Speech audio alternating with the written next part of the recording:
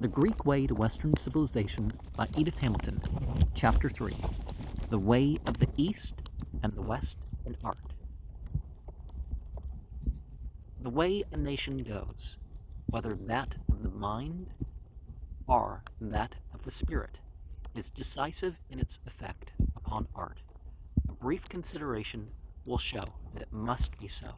The spirit has not essentially anything to do with what is outside of itself. It is the mind that keeps hold of reality. The way of the spirit is by withdrawal from the world of objects to contemplation of the world within, and there is no need of any correspondence between what goes on without and what goes on within. Not the mind, but the spirit is its own place, and can make a hell of heaven, a heaven of hell, when the mind withdraws into itself and dispenses with facts. It makes only chaos.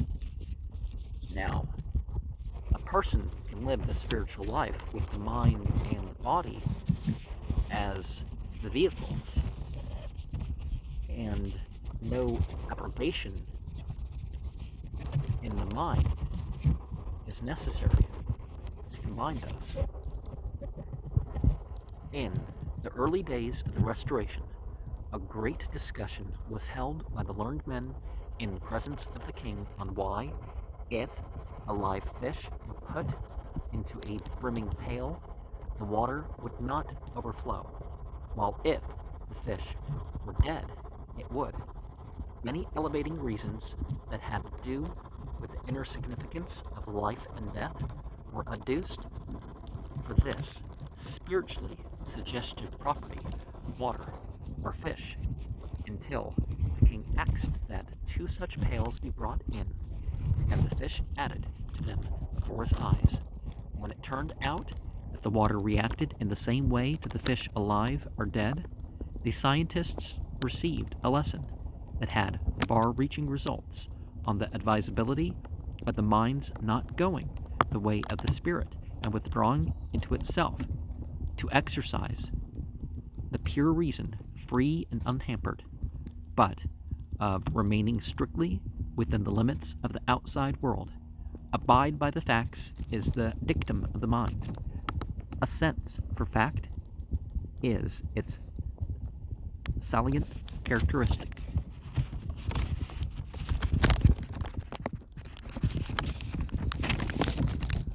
In proportion as the spirit predominates, this sense disappears. So in the Middle Ages, when the West was turning more and more to the way of the spirit, the foremost intellects could employ their great powers in questioning how many angels could stand on a needle's point, and the like. Carry this attitude toward the world of fact a few steps farther, and the result is the Buddhist devotee swaying before the altar and repeating Amida 1,000 times until he loses all consciousness of altar, Amida, and himself as well. The activity of the mind has been lulled to rest, and the spirit absorbed is seeking the truth within itself. Let a man, say the Upanishads. Which one, though? The great Brahman document, meditate on the syllable Om. This is the imperishable syllable, and he who, knowing this, loudly repeats that syllable, enters into it and becomes immortal. God offers to everyone, says Emerson, his choice between truth and repose. Take which you please, you can never have both. That is the West speaking, and the way of the mind. Truth means, from this point of view, finding out about things, very active exercise. The practical effect of the divergence is, of course, immediately apparent in the intellectual realm. Those whose aim is to be completely independent of this muddy vesture of decay do not become scientists or archaeologists or anything that has to do with actualities, past or present. In art, the result though less immediately apparent, is no less decisive. In proportion as the spirit predominates, the real shapes and looks of things become unimportant, and when the spirit is supreme, they are of no importance at all. In Egypt, as has been said, the reality of the unseen world slowly overshadowed that of the seen, but invisible though it was, it remained substantial. The dead bodies must be preserved from returning to dust. They must be placed in tombs that were underground fortresses, safe from disturbance. They must be surrounded by all the furnishings they had made use of in life. The body was enormously important, and there was no idea that the abundance of the things a man possessed were not eternally important too. The art of such a people would keep a firm hold on reality. Now, it wasn't actually so blunt. If we look at what the Egyptians actually wrote, they did kind of tend to believe that, the body was only one out of like 9 parts of your existence. The pyramids are as real as the hills.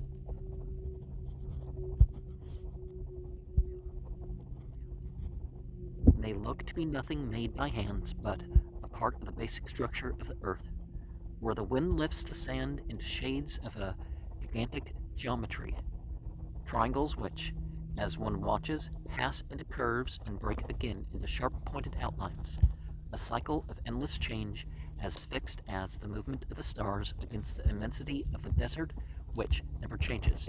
The pyramids, immovable, are the spirit of the desert, encased in granite. All the tremendous art of Egyptian sculpture has something of this unity with the physical world. The colossal statues have only just emerged from the rocks of the hills. They keep the marks of their origin as securely as the marks of the artist's tools that shape them from their background. And this hold on reality is something completely different from that grasped by the mind. It has nothing to do with the action of the mind. It is a profound intuition on the part of people whose consciousness has not yet divided them from the ways of nature. This intuitive feeling is as different from the conception of reality, which the mind attains to as an Egyptian tomb, where life and death are hardly differentiated, is from that prison in which Socrates sat, trying to think out what was true in the hope of immortality.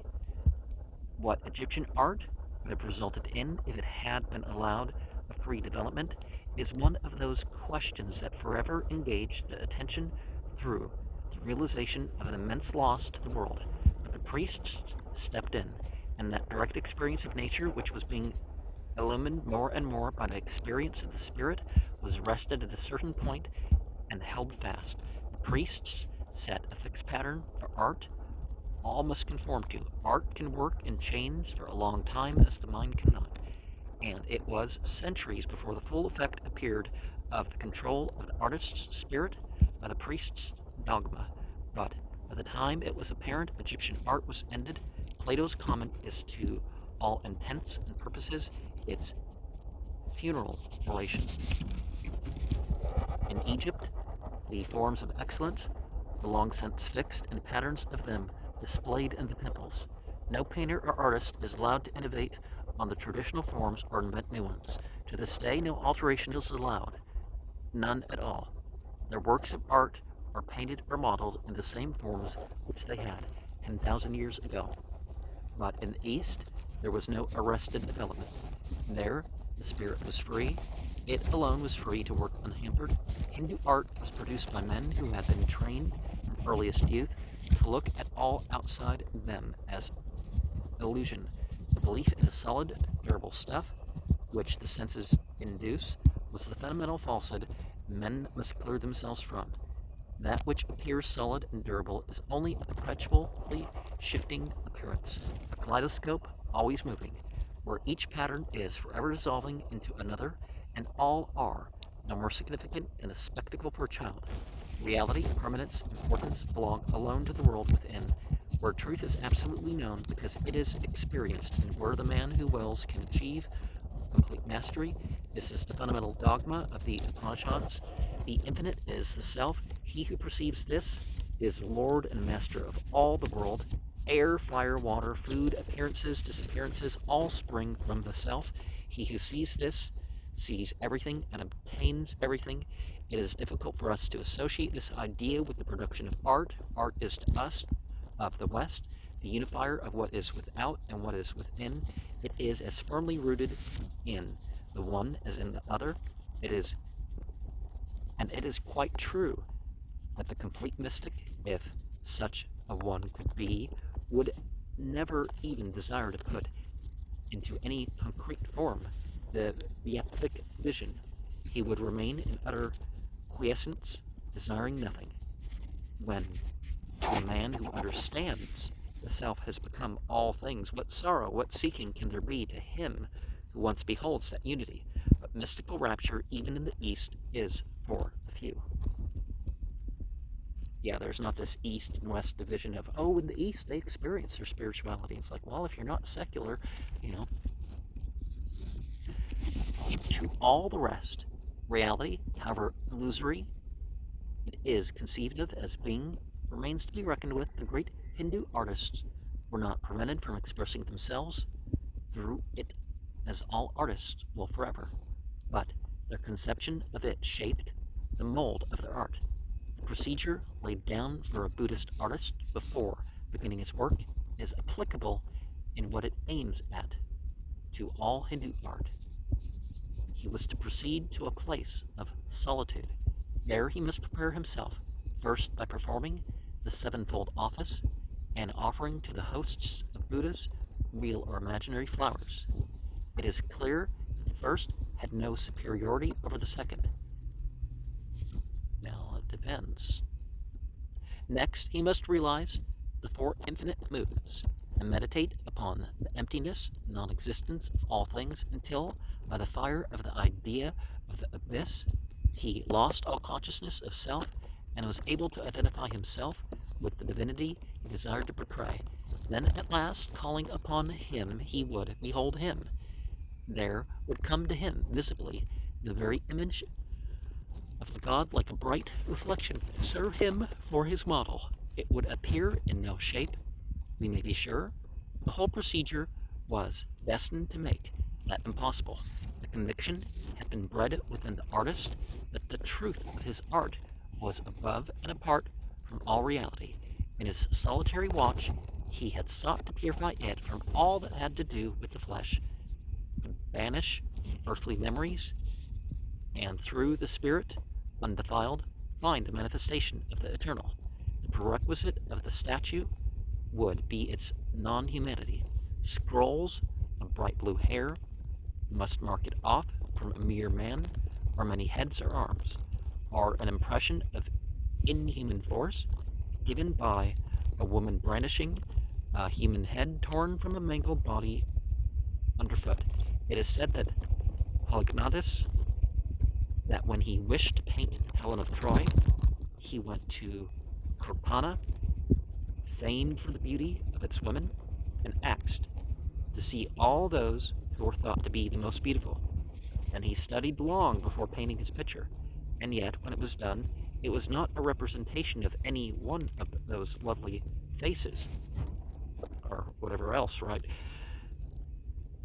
He had seen, but fairer by far than the fairest of them all. The Greek artist, the story would tell us, was not a photographer any more than his Buddhist confrere. He too, in the end, withdrew from the visible forms of the women before him and created within himself his own form of beauty. And some people believe that's how they came up with goddesses and stuff, is they just came up with something that, no human could live up to this. But the story points the difference between the two as well. The studio of the Greek was not a lonely cave in meditation, but the world of moving life.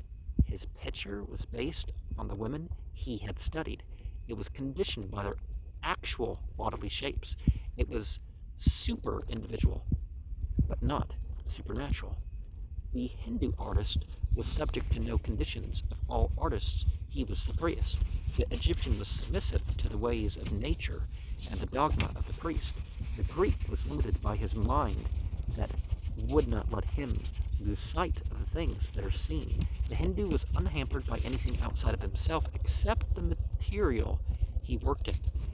And even there, he often refused to recognize a limitation. The art of India and of all the nations of the East she influenced shows again and again sculpture that seems to struggle to be free of the marble. No artists have ever made bronze and stone move as these did. There was nothing fixed and rigid for them. Nothing in the world of the spirit is fixed and rigid. Hindu art is the result of unchecked spiritual force, a flood held back by no restraints save those the artist chose to impose upon himself.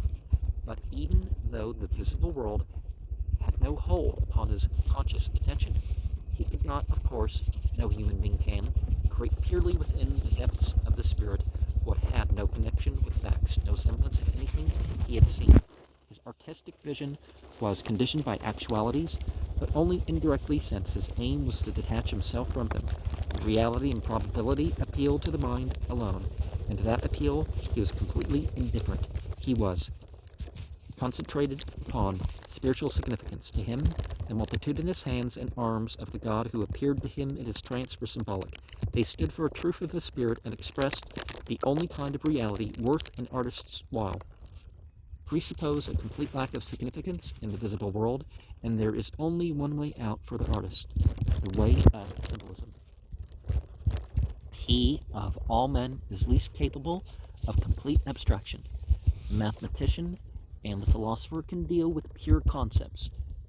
To the artist, the world of abstract ideas offers nothing at all. In symbolism, he can hold something solid and concrete even while affirming that the real has nothing to do with that which the senses perceive. Symbols are always real things invested with unreality. They are the reflection in the mirror through which we in the flesh can see if darkly. So it's bounced off the saying of Paul, right? But where is that saying?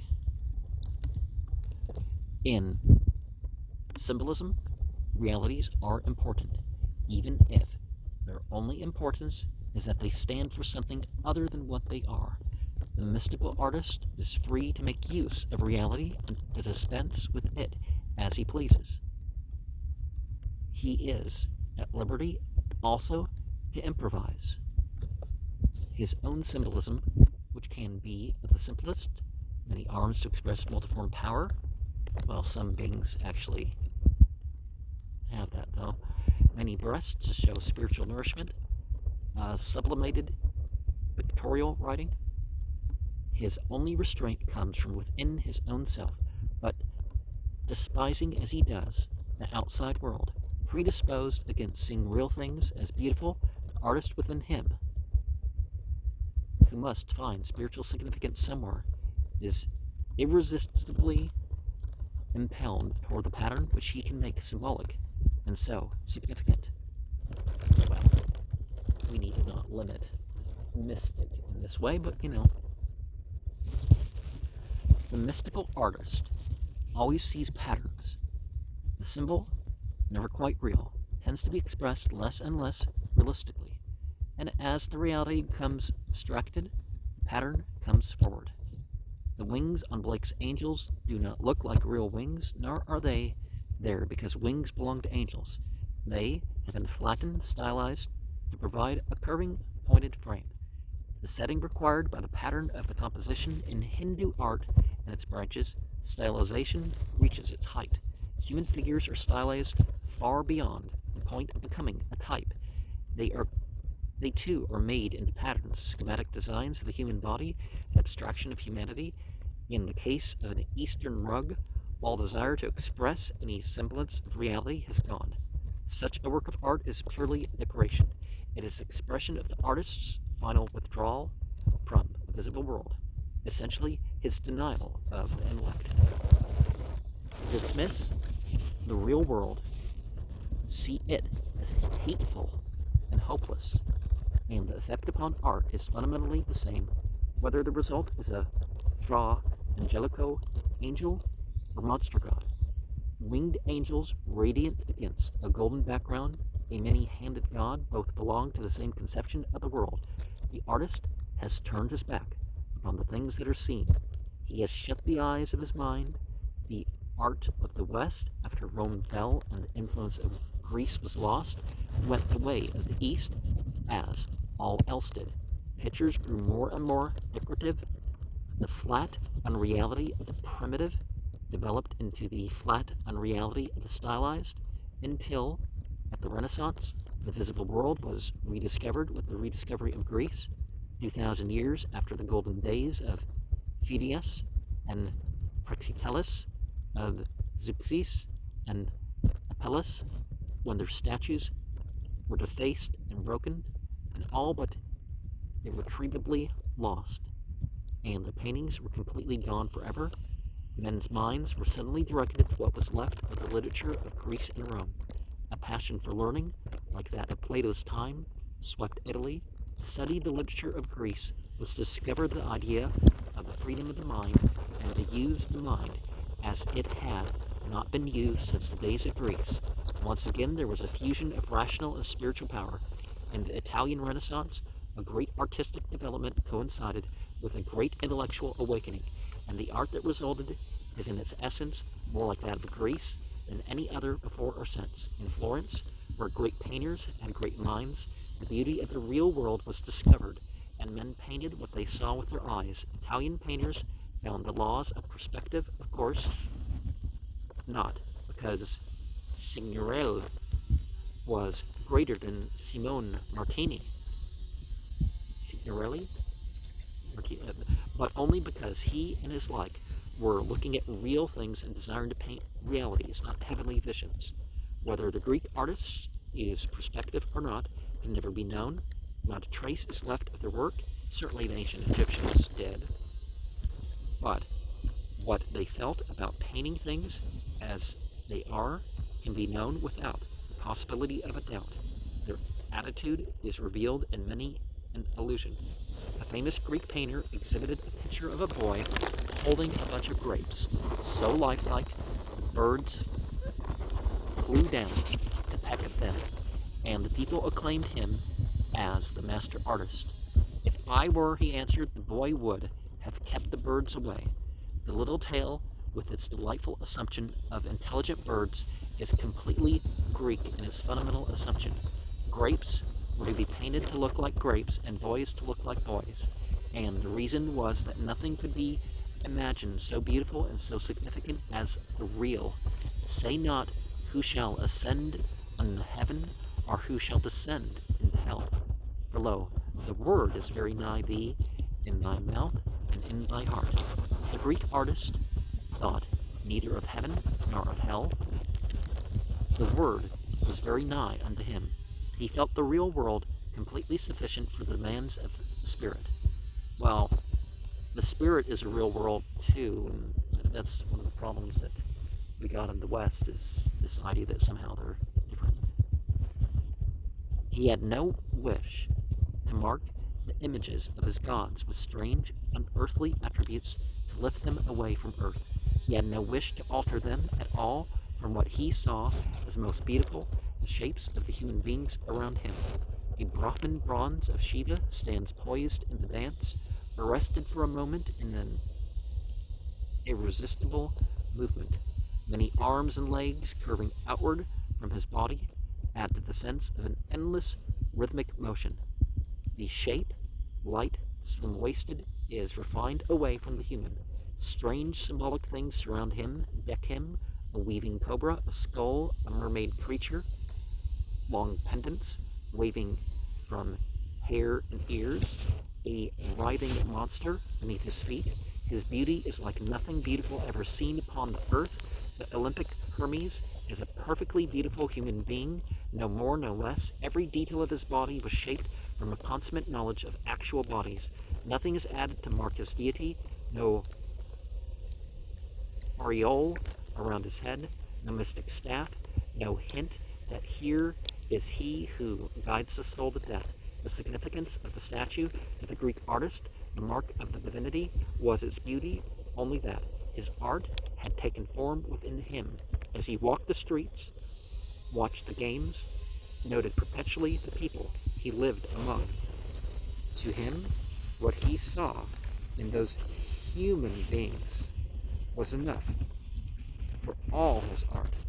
He had never an impulse to fashion something different, something truer than it is true to nature. Well, there's different levels and different ways it can be true. In his eyes, the Word had become flesh. He made his image of the eternal, what men could be. The winged victory is later Greek. The temple on the Acropolis was built to the wingless victory. The endless struggle between the flesh and the spirit found an end in Greek art. The Greek artists were unaware of it. They were spiritual materialists, never denying the importance of the body and ever seeing in the body a spiritual significance. Mysticism, on the whole, was alien to the Greeks. Thinkers as they were, thought and mysticism never go well together. I think that's sort of the point of your typical mysticism, though. And there is little symbolism in Greek art. Athena was not a symbol of wisdom, but an embodiment of it, and her statues were beautiful, grave women whose seriousness might mark them as wise, but who were marked in no other way. The Apollo Belvedere is not a symbol of the sun, nor the Marcellus Artemis of the moon. There could be nothing less akin to the ways of symbolism than their beautiful, normal humanity. Nor did decoration really interest the Greeks. In all their art, they were preoccupied with what they wanted to express, not with ways of expressing it. And lovely expression, merely as lovely expression, did not appeal to them at all. Greek art is intellectual art, the art of men who were clear and lucid thinkers, and it is therefore plain art. Artists than whom the world has never seen greater, men endowed with the spirit's best gift, found their natural method of expression in the simplicity and clarity which are the endowment of the unclouded reason, nothing in excess. The Greek axiom of art is the dictum of men who would brush aside all obscuring, entangling superfluity, and see clearly, plainly, unadorned, what they wish to express. Structure belongs in a special degree to the providence of the mind in art, and architectonics were preeminently a mark of the Greek. The power that made a unified whole of the trilogy of a Greek tragedy, that envisioned the sure, precise, decisive scheme of the Greek statue, found its most conspicuous expression in Greek architecture. The Greek temple is the creation, par excellence, of mind and spirit in equilibrium. A Hindu temple is a conglomeration of adornment. The lines of the building are completely hidden by the decorations. Sculptured figures and ornaments crowd its surface, stand out from it in thick masses, break it up into a bewildering series of irregular tiers. It is not a unity but a collection, rich, confused. It looks like something not planned but built this way, and that as the ornament required, the conviction underlying it can be perceived. Each bit of the exquisitely wrought detail had a mystical meaning, and the temple's exterior was important only as a means for the artist to inscribe thereon the symbols of the truth. It is decoration, not architecture. Again, the gigantic temples of Egypt, those massive immensities of granite which look as if only the power that moves in the earthquake were mighty enough to bring them into existence, are something other than the creation of geometry balanced by beauty. Actually, point these specific portions and stuff. The science and the spirit are there, but what is there, most of all, is force, unhuman force, calm but tremendous, overwhelming. It reduces to nothingness all that belongs to man. He is annihilated. The Egyptian architects were possessed by the consciousness of the awful, irresistible domination of the ways of nature. They had no thought to give to the insignificant atom that was man.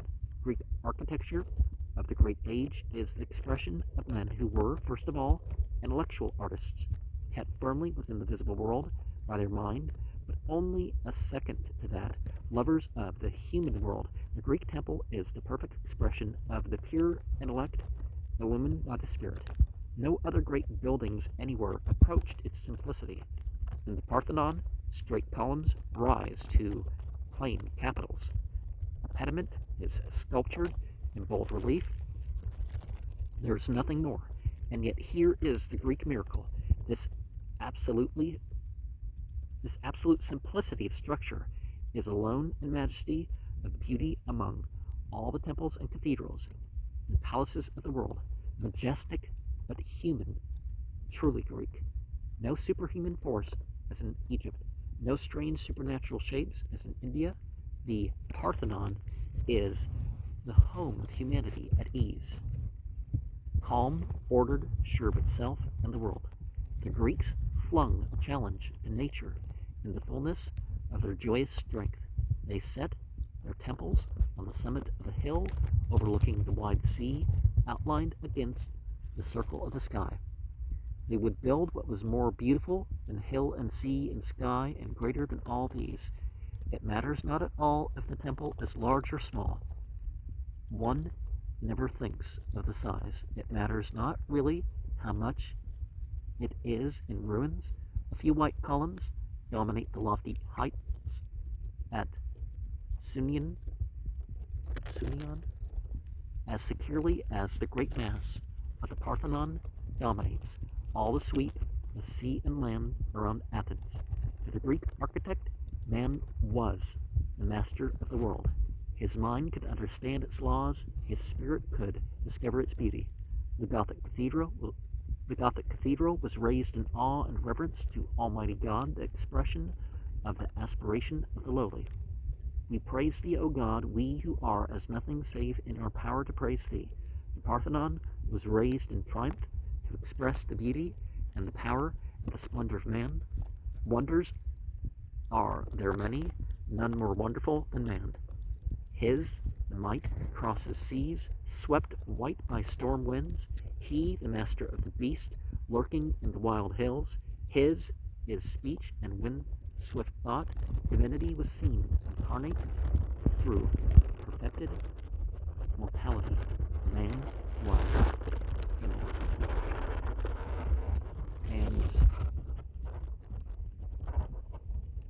we understand why Christianity kind of developed out of the Greek way.